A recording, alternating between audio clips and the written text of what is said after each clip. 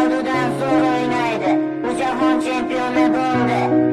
Yig'ishda qachongacha Krishtianuga muxlislik qilasan? Axir u jahon chempioni bo'la olmadi. Chempionlar ligasida ham o'ynamayapti. Marokashga ham bo'la olmadi-ku.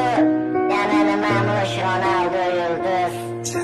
Futbolni ermak uchun o'ynamagan Krishtianu, ko'plab yulduzlaring sindi lekin Ronaldo. Balki sen Messiga muxlisdan olmaysan, boshqasini uni qirol deya atab oldin to'pini sanarsan. Ammo qilgan harakating ketadi bil besamar. Ronaldo bo'lmaganda yulduz bo'larmish Benzema. G'iybatin qilib charchashmadi Portugal o'g'lonini, Messiga fanat deyishar Ronaldo'ning o'g'lini. Har daqiqa har soniyada to'xtamadi, yugurishdan kibrga bo'lmadi do'st, nochorlarga berdi yordam. Ronaldoni yomon deding, kulganing rost ustidan. Unda nega yaxshiliklarini chiqardingiz?